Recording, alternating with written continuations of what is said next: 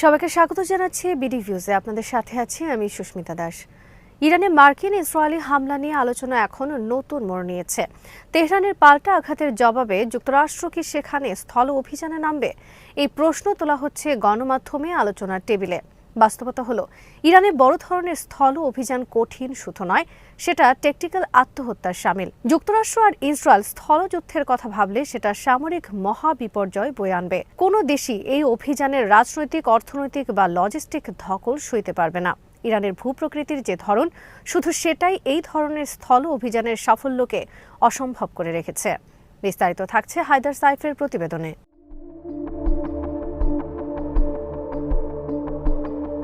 Iraq বা আফগানিস্তান নয়, দেশটি বিশাল। পর্বতের প্রাকৃতিক বেষ্টনী দুর্গের মতো ঘিরে রেখেছে তাদের।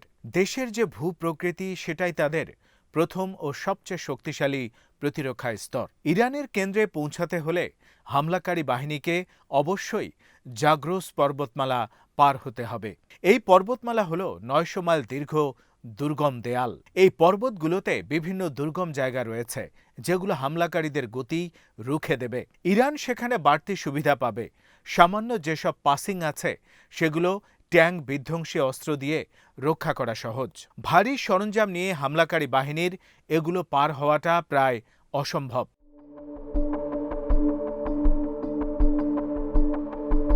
M1 আব্রামসের মতো ভারী সাঁজোয়া যান নিয়ে এই পাস পার হওয়াটা রীতিমতো একটা দুঃস্বপ্ন। খাড়া পাহাড়ের ঢাল আর সংকীর্ণ ঘূর্ণিবায়ুর সড়কের কারণে সাঁজোয়া গাড়ি বহরের গতি এমনিতেই কমে যাবে।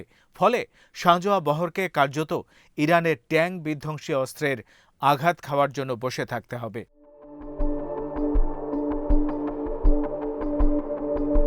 এই পার্বত্য এলাকায় লজিস্টিক্স চ্যালেঞ্জের কোনো সীমা পরিসীমা নেই। পাসিংয়ের অনেক জায়গায় মাটি এমন নরম যে সেটা যে কোনো সময় ধসে পড়তে পারে। যে কোনো জায়গায় সুবিধামতো একটা বিস্ফোরণ ঘটালেই পুরো ডিভিশন কয়েকদিন ধরে সেখানে আটকে থাকবে। উদ্ধারকারী বা মেরামত যানবাহন সাধারণত এইসব সংকীর্ণ জায়গাগুলোতে খুব সহজে পৌঁছাতেও পারবে না। এমনকি দক্ষিণাঞ্চলের উপকূলে অবস্থান নিয়েও খুব একটা লাভ হবে না। পারস্য উপসাগর থেকে সামনে এগুনোর পথটা খুবই প্রতিকূল আর দুর্গম। এই জায়গাগুলো সরবরাহ ট্রাকের জন্য একটি মৃত্যুফাঁদের মতো।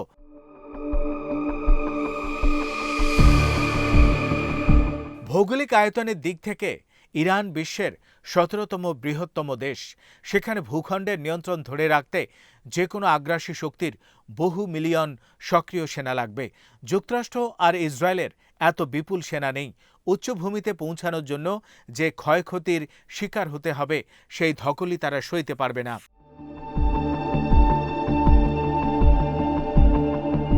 প্রেসিডেন্ট ডোনাল্ড ট্রাম্প দাবি করেছিলেন ইরানের মিসাইল ধ্বংস করা তাদের প্রধান লক্ষ্য। সামরিক বিশেষজ্ঞরা সাফ জানিয়েছেন, শুধু বিমান দিয়ে এই কাজ হবে না। ভূগর্ভস্থ যুদ্ধের কৌশল পাকাপোক্ত করতে ইরান বহু দশক কাজ করেছে। তাদের সবচেয়ে গুরুত্বপূর্ণ সম্পদ তারা গভীর বাংকারে সংরক্ষিত রেখেছে। এর মধ্যে মিসাইল উৎপাদনের সিস্টেম এবং কমান্ড সেন্টারও আছে।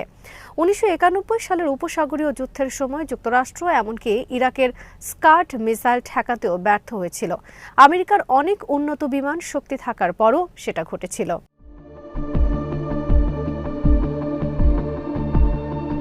ইরানের বর্তমান অস্ত্র সম্ভার ইরাকের চেয়ে অনেক উন্নত। এটা আরও বেশি স্থানান্তরযোগ্য, আরও বেশি লুকানো।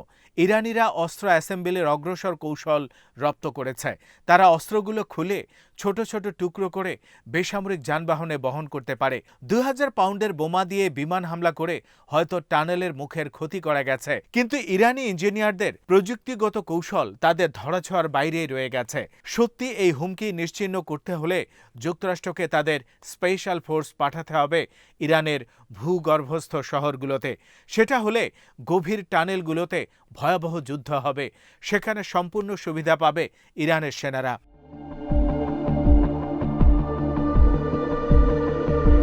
স্থল অভিযান চালানো হলে সেটা ইরানের মধ্যে সীমিত থাকবে না। তেহরান হাইব্রিড ও অসম যুদ্ধের কৌশল রপ্ত করেছে। আঞ্চলিক আগুনের রিং তৈরির জন্য তারা প্রতিরোধ অক্ষ গড়ে তুলেছে। এই নেটওয়ার্কের মধ্যে লেবাননের হিজবুল্লাহ আছে ইয়েমেনের হুথিরা। ইরাকের পপুলার মোবিলাইজেশন ফোর্স বা PMF তাদের সঙ্গ দেবে। হিজবুল্লাহ ইসরায়েলের শহরগুলোতে হাজার হাজার প্রেসিশন রকেট ফেলবে।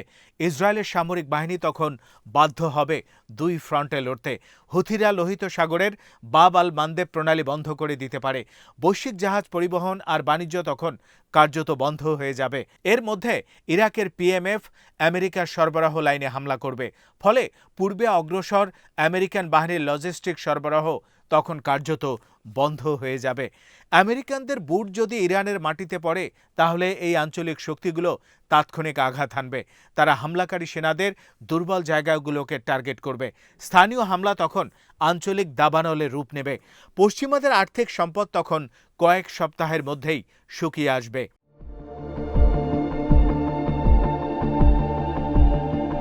ইসরায়েলের পক্ষে স্থল অভিযান কৌশলগত ও ভৌগোলিকভাবে অসম্ভব। ইরানের সাথে তাদের সরাসরি কোনো স্থল সীমান্ত নেই। টার্গেটে যেতে হলে ইসরায়েলি বাহিনীকে ইরাক বা জর্ডানের ভেতর দিয়ে যেতে হবে। সেরকম চেষ্টা হলে জায়নবাদী ইসরায়েলের বিপক্ষে ভয়ানক আঞ্চলিক প্রতিক্রিয়া তৈরি হবে। ইসরায়েলের সামরিক বাহিনী তৈরি করা হয়েছে সংক্ষিপ্ত উচ্চমাত্রার হামলার জন্য। 85 মিলিয়ন মানুষের বিরুদ্ধে দীর্ঘ যুদ্ধ চালানোর জন্য তাদের তৈরি করা হয়নি। যুক্তরাষ্ট্রের জন্য লজিস্টিক্সের বোঝাটা বারবার দুঃস্বপ্ন হয়ে ফিরে আসছে।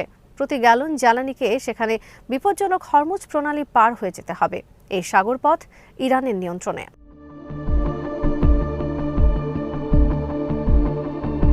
ইরানের হাতে বহু ধরনের মিসাইল সম্ভার তৈরি আছে হরমুজ প্রণালী রক্ষায়। প্যারাট্রুপার নামানোটাও আধুনিক যুদ্ধ বিশ্লেষকদের মতে হবে আত্মঘাতী। আকাশপথে সেনা ইউনিট নামানোর চেষ্টা হলে তাদেরকে ঘিরে ফেলে শেষ করে দেয়া হবে। পার্বত্য এলাকা পার হয়ে সময়মতো সেখানে পৌঁছাতে পারবে না সহায়ক বাহিনী। যুদ্ধ দীর্ঘ হলে যুক্তরাষ্ট্রের ভেতরের সমর্থনও ভেঙে পড়বে।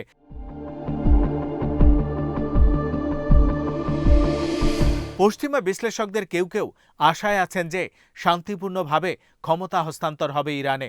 তেহরানে পাহলভি শাসন আবার ফিরে আসবে, এমন দিবা স্বপ্ন দেখছে তারা। ইরান জাতীয়তাবাদ সম্পর্কে এটা মৌলিক ও বিপজ্জনক ভুল ধারণার ফল। বহু ইরানি হয়তো ইরানের বর্তমান সরকারের নীতির বিরোধিতা করছে, কিন্তু ক্ষমতাসীনদের বাইরেও তাদের জাতীয়তাবাদী চেতনা অটুট রয়েছে। বিদেশি আগ্রাসনের যে স্মৃতি তাদের রয়েছে, সেটা ইরানের জনগণকে ঐক্যবদ্ধ করে রাখে। যে কোনো আগ্রাসন হলে জাতীয় পতাকা ঘিরে বড় ধরনের ঐক্য তৈরি হবে।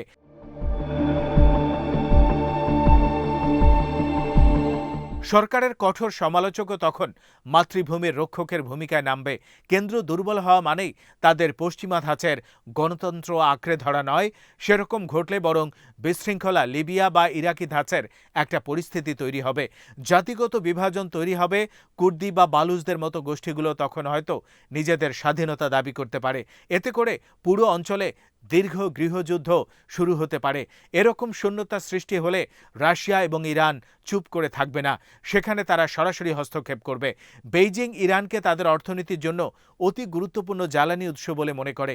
যুক্তরাষ্ট্র সেখানে পোষা সরকার বসানোর চেষ্টা করলে তারা চুপচাপ সেটা মানবে না।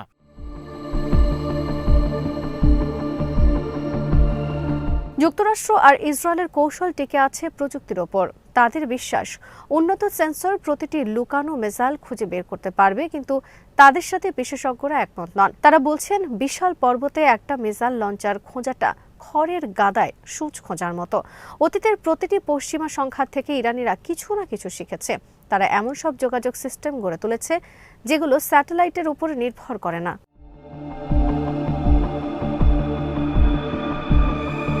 ইরানের সমরাস্ত্র কারখানাগুলো মাটির এতটা গভীরে বানানো হয়েছে, বাংকার ব্লাস্টার সেখানে পৌঁছাতেই পারে না। স্থলযুদ্ধ হলে তার মানবিক ক্ষয়ক্ষতি হবে নজিরবিহীন। আর্থিক টানাপোড়েনে থাকা পশ্চিমা অর্থনীতিকে সেটা দেউলিয়া বানিয়ে দেবে। তেলের দাম রাতারাতি হয়তো 3 গুণ হয়ে যাবে। এতে বৈশ্বিক মূল্যস্ফীতি বাড়বে। ইউরোপ ও আমেরিকায় দেখা দেবে অস্থিরতা।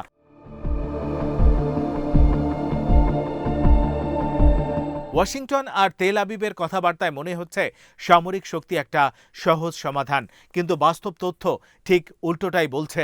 ইরানের ভূপ্রকৃতি দুর্ভেদ্য ঢালের মতো। তাদের ভূগর্ভস্থ মিসাইল শহর ধারালো আর লুকানো তলোয়ারের মতোই শানিত। মিত্রদের আঞ্চলিক নেটওয়ার্ক একটা জটিল ফাঁদ। এখানে স্থল অভিযান হবে পশ্চিমাদের জন্য আত্মহত্যার শামিল। যুক্তরাষ্ট্র আর ইসরায়েল হয়তো বিমান হামলা করে ভবন ধ্বংস করতে পারে, কিন্তু দৃঢ়চেতা বিশাল একটা জনগোষ্ঠীর বিরুদ্ধে স্থলে টিকে থাকতে পারবে না তারা। এই ধরনের যে কোনো চেষ্টা হলে তাদের সামরিক বাহিনীর মেরুদণ্ড ভেঙে পড়বে, বৈশ্বিক অর্থনীতির পতন হবে, একটা প্রজন্ম হারিয়ে যাবে। ইরানের চোরাবালি পশ্চিমাদের জন্য একটা গভীর গর্তের মতো। ইতিহাস দেখিয়েছে ইরানের মালভূমিতে যেসব হামলাকারীর পা পড়েছে তারা সাধারণত ফিরে আসেনি।